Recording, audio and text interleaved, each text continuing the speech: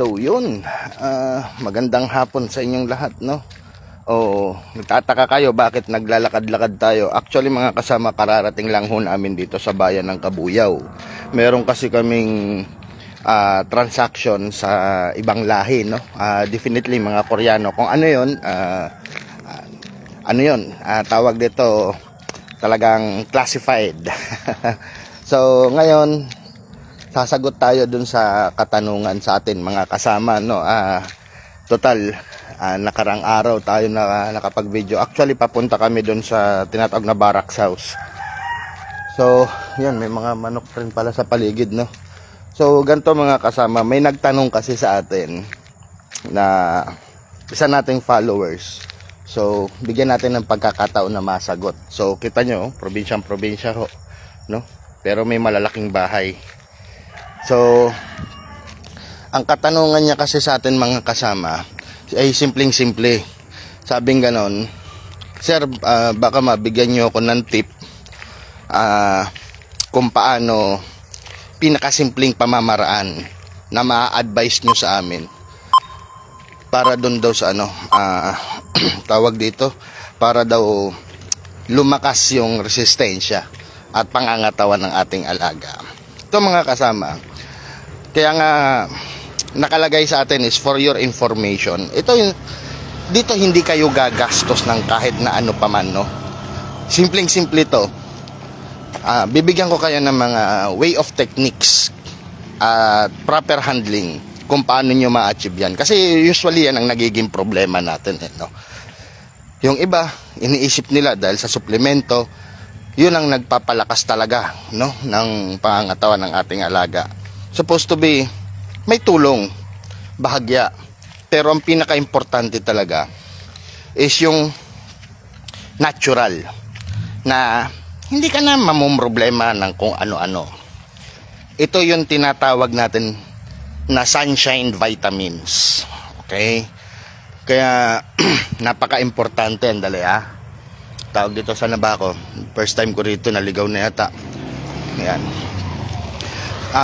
Yung sunshine vitamins mga kasama na sinasabi, bigyan ko kayo ng magandang tip na which is sige, hinto muna, dito tayo, malamig rito mahina signal. Ganto yan, simula pagkabata mga kasama nila, no? Ganto ang gawin ninyo pag yan ay nagsimulang i-cording. Sanayin nyo mga kasama ang ating alaga yung medyo nabibilad sa araw. So, ang pinaka most likely na pinaka beneficial sa kanila is yung oras na alas 8 at pagitan ng bago mag alas 11 ng tanghali. Very beneficial sa kanila yan. Kasi yung tinatawag na sunshine vitamins, no? Pag na-absorb nila kasi yan, nagpo-produce kasi o nakukuha nila from the sunshine itself is yung vitamin D, no? Yung vitamin D, pinaprocess yan ng kanilang liver and kidney para mag-produce ng calcium, potassium, phosphorus and everything. So yung simpleng pamamaraan na yun, yung everyday nila na maintenance na yon. Kaya nga sa akin most likely kung bata, no, early cording sila at nasa pre-con stage sila, gusto ko yung bilad, nabibilad sila.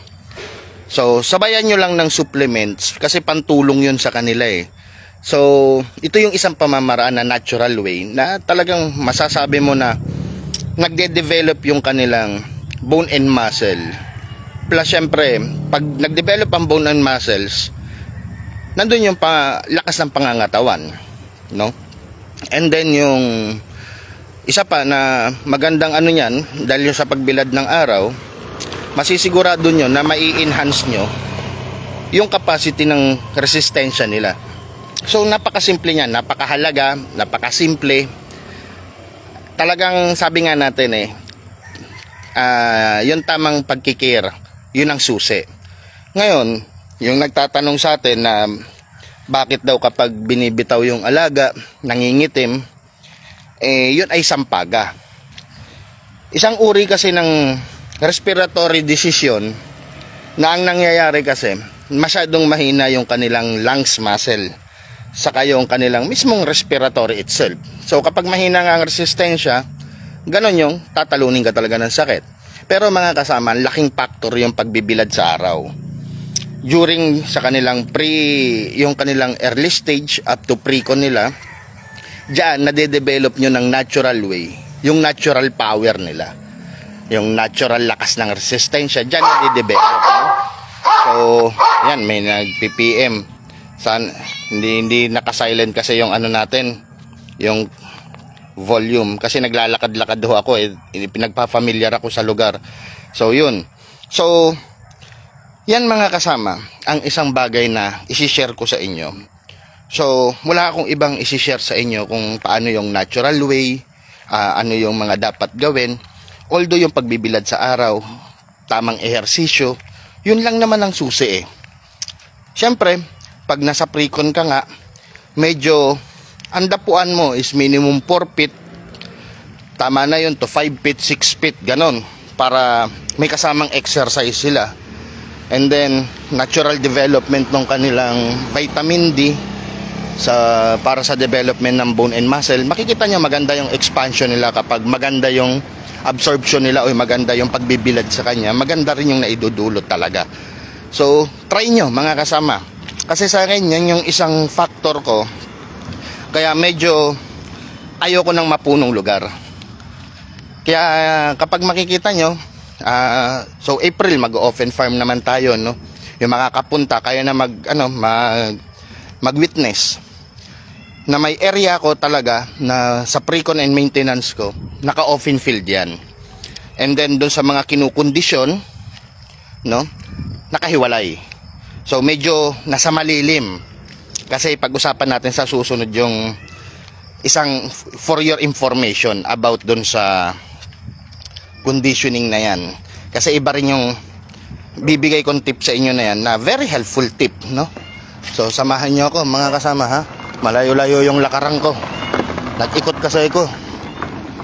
So yan, medyo madilim na rito kasi liblib Kita nyo, puro liblib, mapuno. Nasa Kabuyaw kasi tayo. So yun mga kasama, no? So gaya nga nasabi natin, pinakasimple, pinaka madaling gawin, pero malaki ang benepisyo, no? So parang sanggol yan Diba tayo kapag may baby tayo, ang sinasalo natin yung morning sunshine, no? Binibilad natin yung ating mga anak. Kasi nga, isang purpose nga din nun is yung to catch up yung vitamin D para mabilis mag-develop yung kanilang bones and muscles. Ganun din sa ating alaga. So, most likely, magbe-benefits naman kayo dyan. At talagang mapapatunayan natin yan na kayo na makakapagpatunay yan, mga kasama, na talaga yung natural na power nila saka yung natural development ng katawan nila, makikita nyo maganda. Kaya sana nakatulong to mga simple tips ko sa inyo to mga kasama, ha. Siningit ko lang to kasi ang ganda nung tanong nung ating ang ganda nung hinihinging advice natin nung isang followers natin. Nasa palagay ko naman yung mga simpleng kasagutan na to may malaking factor po sa ating lahat. Kaya sinishare ko sa inyo via live. Kaya wag kayo magsasawa mga kasama sa pag-support sa atin, at marami tayong ibibigay sa inyo ng mga helpful benefits talaga regarding sa ating industry. Kaya mga kasama, share nyo yung mga videos natin para mas marami pang nakakaalam ng mga simple but beneficial na mga bagay na pamamaraan sa ating industriya dito sa ating mga kabagwis. Kaya yun, so malaking bagay yan mga kasama. Hubugin natin simula pagkabata hanggang sa piniprekon yung sagana sila sa sikat ng araw. In that way, doon makikita ninyo yung natural na sinasabing produce o natural effect ng araw is yung pag-develop ng kanilang power at resistensya, no? Through vitamin D. Yan yung tinatawag na sunshine vitamins. Ngayon, yung magtataas ang mga kilay, sasabihin, paano ko nasasabi mga bagay na yan?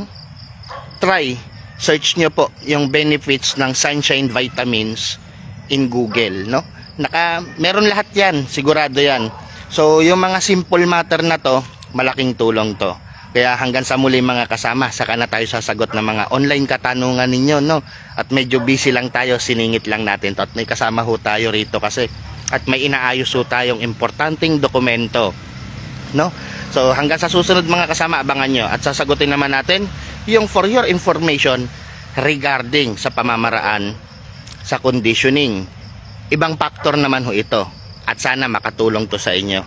Kasi yung iba, sasabihin ko na yung mga pamamaraan na techniques and everythings na kailangan yung reminders during conditioning. Abangan nyo yan mga kasama. Kaya hanggang sa susunod mga kasama, hanggang sa muli, ito po si Mr. Natural, ang inyong nag-iisang Mr. Natural ng Pilipinas, baliktad, JRB po. So hanggang sa susunod mga kasama at magandang gabi po sa inyong lahat.